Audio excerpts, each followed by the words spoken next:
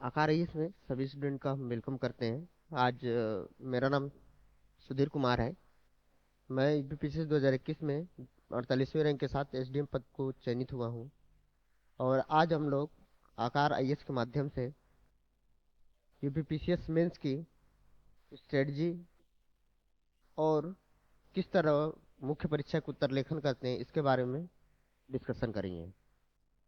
इसको लेकर बहुत से बच्चों में थोड़ा कन्फ्यूजन बना रहता है, उसी चीज डाउट को हम लोग क्या करेंगे, दूर करने की कोशिश करेंगे। इसका कारण ये है कि देखिए, मेरी जो इसके बारे में थोड़ा सा मैं बता, मेरा मेंस में जो पेपर में टोटल जो नंबर रहे हैं जीएस में वो 431 के आसपास रहे। तो हम लोग उसी रिगार्डिंग में बात करेंगे कि किस तरह जीएस का आंसर राइटिंग किया जाए जिससे अच्छा से अच्छा नंबर ला सकें। देखिए, यूपीपीसीएस जो होता है वो 3 चरणों में होता है। 3 टीएस एग्जाम है, टीयर एग्जाम है। 3 टीयर में एक होता है प्रीलिम्स। प्रीलिम्स के लिए हम क्या करेंगे, अलग से हमने वीडियो इसको बना रखी है, इसको आप लोग क्या कर सकते हैं, देख सकते हैं कहाँ पे हम फोकस करें, और इसकी स्ट्रेटजी के बारे में भी हम लोग क्या किए, डिस्कस कर चुके हैं। उसके बाद हम लोग दूसरा जो फोकस होता है वो होता है मेंस। मेंस का जो इसका जो प्रोस्पेक्टिव होता है या जो मेंस का इसका फोकस पॉइंट होता है वो आपका होता है, एक होता है एसए, हिंदी और जीएस के क्या है, 4 पेपर होते हैं, 1, 2, 3 और 4। और इसके बाद ये मुख्यतः हमारी क्या होती है, मेंस की तैयारी होती है। और इसके बाद आता है हमारा इंटरव्यू।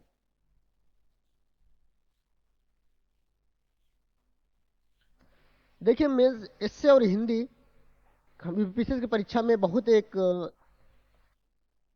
की फैक्टर होता है जिस पर बहुत कम लोग क्या करते हैं, फोकस करते हैं। और उसी प्रकार अगर जीएस में भी आपके नंबर क्या है, अच्छे हैं, तो ये भी क्या करता है कि बेहतर आपको क्या करता है, आपको आसानी से। और इसमें एक चीज होती है ऑप्शनल। ये 3 पार्ट इसमें होता है। ऑप्शनल भी बहुत महत्वपूर्ण होता है, लेकिन कहीं न कहीं कई बार होता है कि ऑप्शनल में उतने अच्छे नंबर नहीं मिल पाते हैं। इस कारण से कई बार क्या होता है कि अगर आपका ये पोर्शन और ये पोर्शन बेहतर है तो आप अच्छी रैंक के साथ क्या कर सकते हैं, परीक्षा को क्वालिफाई कर सकते हैं। तो आपको क्या करना है कि बहुत अच्छे से जब मेंस की तैयारी करें तो मुख्यतः फोकस तो सभी पे करें, लेकिन खासकर इस भी सेक्टर पे करें, इस पे भी करें और इस पे भी करें। ठीक है।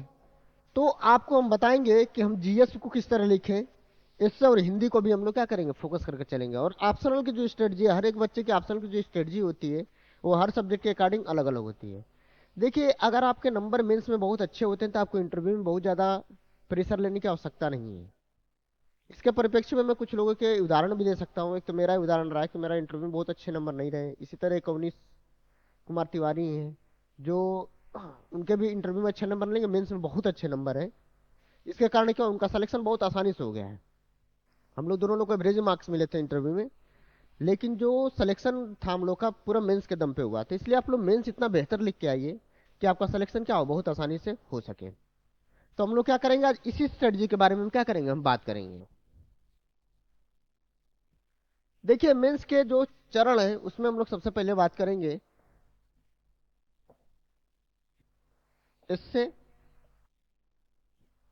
और हिंदी की। ठीक। देखिए, इससे जब लिखिए, इससे लिखने के कई तरीके होते हैं। इससे में देखिए, जब आप यूपीपीसीएस की कभी भी ऐसे लिखिए तो सबसे पहले जो फोकस पॉइंट होता है वो लिखिए, बहुत साफ सुथरा लिखिए,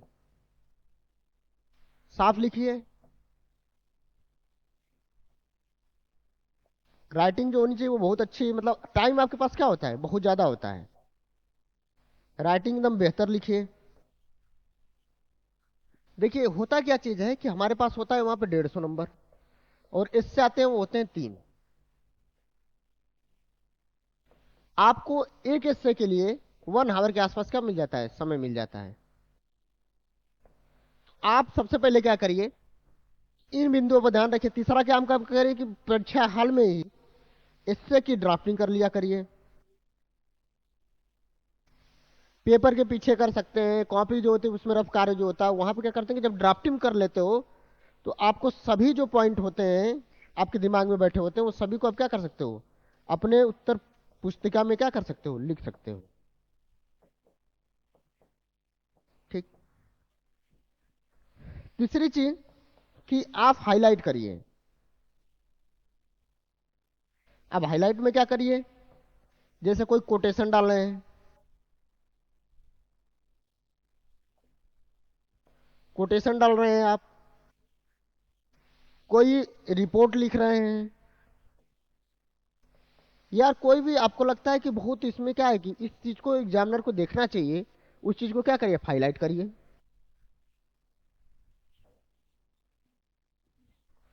पांचवी चीज आप इससे में लिखिए, इससे में परिचय कि इससे कैसे क्या करना है, इससे को चुनाव अच्छे से करना बेस देखिए। इससे का चुनाव भी उसमें क्या होता है, महत्वपूर्ण होता है।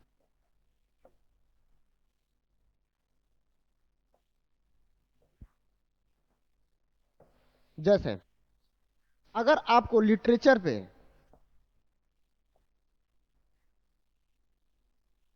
इंडियन, वेस्टर्न और अदर, ठीक है, इंडियन वेस्टर्न और अदर सेक्टर के बारे में अगर आपको लिटरेचर्स के बारे में अगर जानकारी नहीं तो आप थोड़ा सा क्या करिए कि अगर इंडिया स्पेसिफिक इंडिया के बारे में अगर लिटरेचर के बारे में पूछा तब तो आप क्या कर सकते हैं, एक बार लिख सकते हो। लेकिन अगर कहीं पे मेंशन नहीं किया है इंडियन लिटरेचर की तो फिर आप क्या कर सकते हो, उसको उन सब चीजों से बचिए। ठीक है, अगर इन सब पे आपके थोड़ी बहुत अच्छी पकड़ है या दो चार बुक्स के नाम याद हैं तो आप क्या कर सकते हैं, उसको आप कोड करते हुए अपनी बातों को सभी क्षेत्रों में ले जाकर उसको क्या करिए, लिखिए। इसमें एक चीज और ध्यान देने की रहती है कि वो जो होता है वो उसमें ध्यान रखिए कि आप पुनर्जागरण, प्रबोधन, क्रांतियां जो हुई हैं वो, वर्ल्ड वार फर्स्ट, सेकेंड और वैश्वीकरण, ये तीनों प्रोस्पेक्टिव आपके क्या होने चाहिए, लिटरेचर में दिखने चाहिए कि एक डेवलपमेंट के रूप में लिटरेचर ने क्या किया कि समाज में सुधार ले आया, कल्चर को बहुत इनहेंस किया, सामाजिक कुरीतियों को दूर करने में वो काम किया, शिक्षा व्यवस्था को बेहतर किया, देश में बड़ी बड़ी क्रांतियों को इसने जन्म दिया। ये सब चीजें आपको इंडियन प्रोस्पेक्ट में भी जानना पड़ेगा, आपको वेस्टर्न प्रोस्पेक्ट में जानना होगा, और भी कोई सेक्टर हो तो उस प्रोस्पेक्ट में जानना होगा। तो कभी भी लिटरेचर पे अगर लिखना हो आपको इससे तो आप इन सब चीजों को ध्यान में रखिए। ठीक। और इसके अलावा देखिए, जो दूसरी चीज है वो है योजनाएं, स्कीम्स जो पूछता है। देखिए कोई भी स्कीम हो, अगर स्कीम के बारे में अगर पूछता है लिटरेचर आपके हिस्से में, अब पूछता भी है, तो आप देखिए जब तक आपको स्कीम के बारे में बहुत अच्छे से विशेषता नहीं पता हो, उसका एक आपके पास डेटा एनालिसिस ना हो, आपके पास एक अच्छी रिपोर्ट ना हो, तब तक थोड़ा सा कोशिश करिए इससे बचने के लिए। क्योंकि हर एक सेक्टर में 3 लिटरेचर आते हैं, टोटल 9, अरे सॉरी, टोटल क्या होते हैं, 9 जो आपके होते हैं इससे आते हैं। उन 9 हिस्से में आपको ऐसे ऐसे रखने हैं जो बहुत जनरलाइज हो या ठीक ठाक हो, जिसपे आपको बहुत फैक्ट की जरूरत ना हो, आप इतना अच्छा से उसको क्या क्या मैनिपुलेशन कर सके, इन तरह की चीजों को क्या करिए, इससे को बनाइए। और याद रखिए जब इससे आप लिखिए,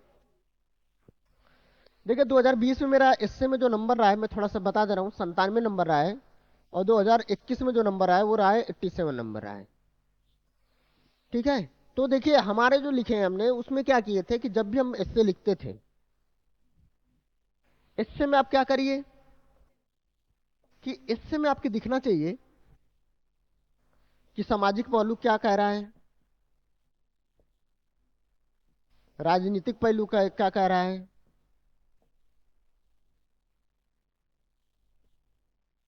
आर्थिक पहलू क्या कह रहा है, सांस्कृतिक पहलू क्या कह रहा है,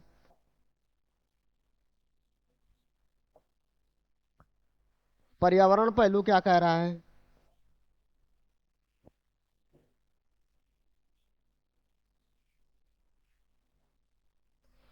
वैश्विक पहलू क्या कह रहा है?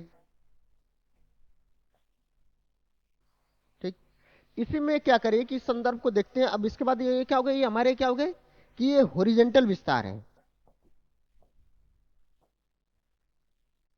ये हॉरिजेंटल प्रोस्पेक्टिव है। ठीक। अब हम लोग देखेंगे, ये तो ओरिजिनल प्रोस्पेक्टिव होगा। इसका दूसरा जो एस्से का क्या होता है, प्रोस्पेक्टिव होता है, वो होता है ऊर्ध्वाधर, या इसे हम बोलते हैं इन्वर्टेड एस्पेक्ट्स। अब ये आपको कैसे करना है कि जब भी आप लिखिए तो उसको कोशिश करिए कि एक आप फेज लिखे। क्या है कि जैसे भारत के प्रोस्पेक्ट में है तो 1947 के फेज में क्या स्थिति थी हमारी, फिर वैश्वीकरण में कैसी रही। वैश्वीकरण भी क्या होना चाहिए, प्रोस्पेक्टिव आपका होना चाहिए। वैश्वीकरण के बाद आप क्या करिए कि अब एक नया जो एक बहुत बड़ा एक वो मिलता है, कोविड 19 का प्रोस्पेक्टिव रहा है। और उसके बाद वर्तमान परिप्रेक्ष्य देखते हुए अपनी चीजों को क्या करिए, बताइए। अब इन सब चीजों को बताते हुए अगर आपके पास डेटा हो,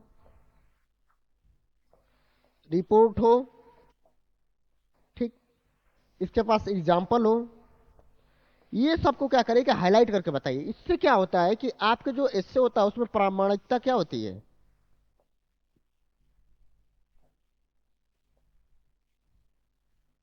आता है। ठीक। तो एस्से लिखते समय आपको क्या करना है कि इन सब बातों को क्या करना है कि आपको ध्यान रखना है। ठीक। अब हम एस्से लिखते हुए कुछ चीजों को और ध्यान में रखते हैं। जैसे कभी भी आप एस्से लिखे तो उसमें आपका फ्लो होना चाहिए। अब फ्लो बनाएंगे कैसे आप? फ्लो जो बनता है वो होता है कनेक्टिंग पॉइंट द्वारा।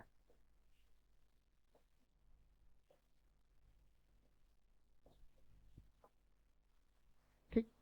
अब कनेक्टिंग पॉइंट कैसा मिलता है? अब इसमें लिखे कि इसके अनुसार, जैसे मान लीजिए आप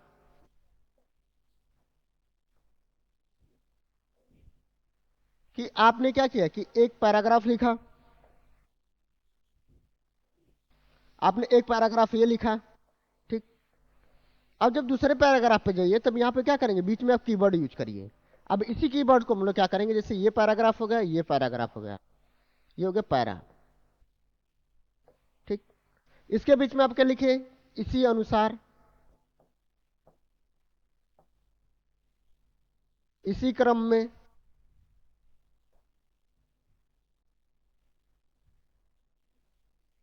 दूसरी तरफ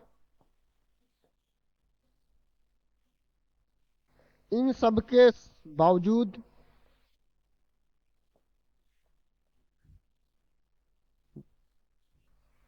अन्य परिप्रेक्ष्य।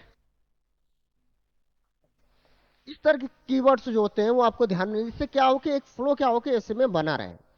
जैसे मान लीजिए कि आपने लिखा है महिला सशक्तिकरण पे, जैसे हम एग्जाम्पल के तौर पे देख लेते हैं कि महिला सशक्तिकरण पे हम लोग क्या करते हैं, लिख रहे हैं।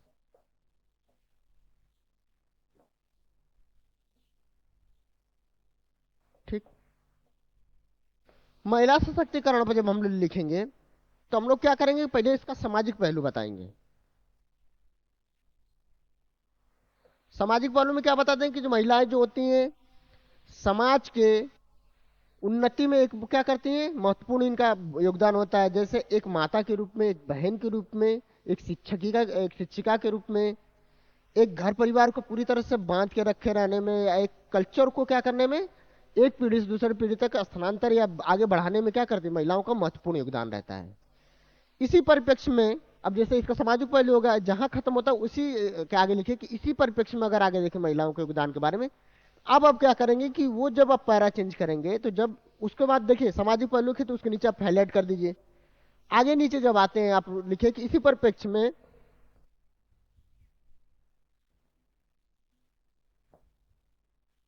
राजनीतिक पहलू पर अगर ध्यान दिया जाए तो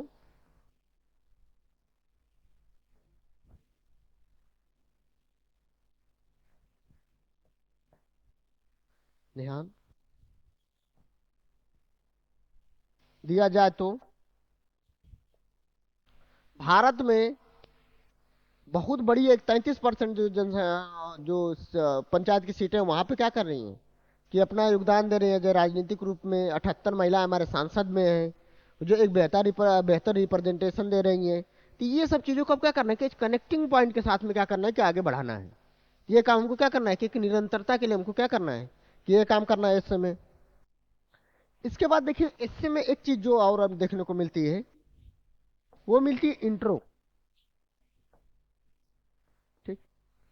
अब देखिए इंट्रो को आप लोग कई चीज से शुरू कर सकते हैं, जैसे कोई कोटेशन उससे संबंधित हो,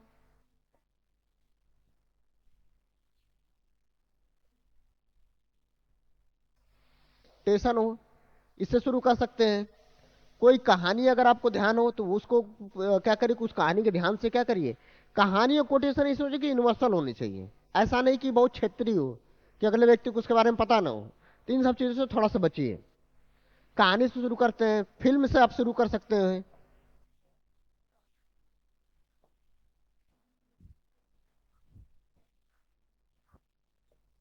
फिल्म से जैसे मैं अपने एग्जांपल बता रहा हूँ, क्लाइमेट चेंज को लेकर एक बार आया था। उसको मैंने, एक जो मूवी आई थी संजय मिश्रा जी की,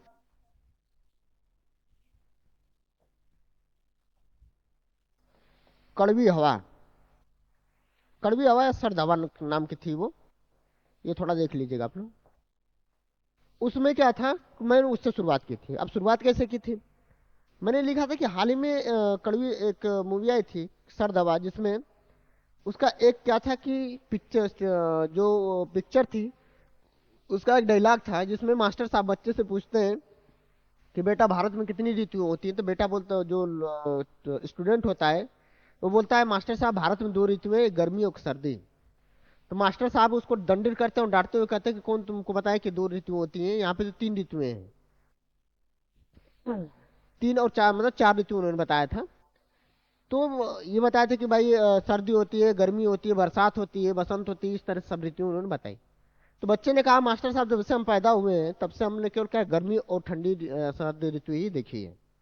तो ये कहीं ना कहीं ये बताता है कि एक टाइम था कि जहाँ पे हमारे पूरे भारतवर्ष में क्या होता है कि चारों ऋतुएं पाई जाती है, लेकिन आज के टाइम क्लाइमेट चेंज का असर ये पड़ चुका है केवल दो ऋतुएं पाई जा रही हैं। ये कहीं ना कहीं क्या कर रहा है कि क्लाइमेट चेंज को क्या कह रहा है, बता रहा है। तो आपको इस तरह से कोई भी कोटेशन लिखिए, फिल्म लिखिए, कोई भी कहानी लिखिए, आपके ऐसे से पूरी तरह से क्या रिलेट होनी चाहिए। और वो आपको क्या होनी चाहिए कि एक बता दे कि आप आगे क्या कहना चाहते हैं, या आपका प्रोस्पेक्टिव क्या है, इस चीज को बताना है, जिससे क्या हो कि जो निबंध पढ़ने बैठा बंदा उसके क्या हो कि बहुत आसानी से उस चीजों को समझे, कनेक्टिंग लगे, इंटरेस्ट आए। ठीक है, ये चीजों को ध्यान में रखिए। उसके बाद क्या करिए कि आप धीरे धीरे की पॉइंट्स यूज करते रहिए। हर एक सेक्टर, जितने में सेक्शन मैंने ओरिजेंटल बताए, वर्टिकल बताए, दोनों को आप क्या करना है कि ध्यान में रखते हुए पूरी चीजों को क्या करना है कि आपको वो पूरी तरह से उन चीजों को लिखना है आपके अपने एस्से में। इस सब चीजों को आपको क्या करना है, ध्यान रखना है। ठीक। अब देखिए इसी के साथ में तीसरा जो आता है वो होता है एंडिंग का। देखिए मैंने एंडिंग अभी तक जितना भी मैंने यूपीपीसीएस का एस्से लिखा था, सबके एंडिंग में मैंने कोई कोई क्या क्या कोटेशन डाल दिया। कोटेशन जैसे वसुधैव कुटुंबकम, कुटुंबकम, ठीक है। हाँ, सबका साथ सबका विकास,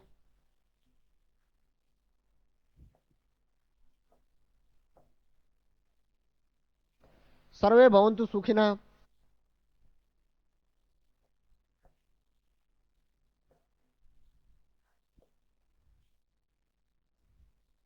सर्व कल्याण भव। तो आप इस तरह के क्या कर सकते हो कोटेशन, जब आप एंडिंग करिए तो पहले तो सभी चीजों को समराइज करिए। ठीक है, उसमें ऐसे में जैसे मान लीजिए किसी टॉपिक पे आता है, क्लाइमेट चेंज पे आता है, एग्रीकल्चर पे आता है, या ग्रीन रिवोल्यूशन पे आता है, ग्रीन रिवोल्यूशन के बारे में बताइए कैसे सामाजिक, आर्थिक, राजनीतिक, सांस्कृतिक, वैश्विक सब पहलुओं को बताते हुए भी बताइए कि इसमें क्या कुछ कमियां थी, क्या इसमें सही था। इन सब के बावजूद जब आप लास्ट का पैरा लिखेंगे किसी भी एंडिंग पैरा ऐसे का, तो उस पैरा का जो लास्ट का पैरा होना चाहिए, वो लास्ट का पैरा सकारात्मक होना चाहिए। सकारात्मक साथ में उपलब्धि भी दो चार क्या करिए उसमें बता दीजिए। और उन सब के बाद क्या करें कि लास्ट में जब खत्म हो जाए तो नीचे एक को क्या करिए, कोटेशन को डाल दीजिए। तो आपको क्या होगा कि पूरी तरह से इससे की जो एक संरचना जो होती है वो पूरी तरह से पूरा हो जाएगी, जिसमें तीन पार्ट जो होते हैं। मैंने आपको बता दिया इंट्रो कैसे करना है, जब मिडिल में लिखे थे कनेक्टिंग पॉइंट कैसे रखना है, फिर लास्ट में एंडिंग में क्या करना है, इन सब चीजों को क्या करिए आप पूरी तरह से बता दीजिए। इस तरह से आपका एस्से क्या होगा, बहुत बेहतर तरीके से तैयार हो जाएगा। ठीक, तो ये हमारा हो गया एस्से का पार्ट।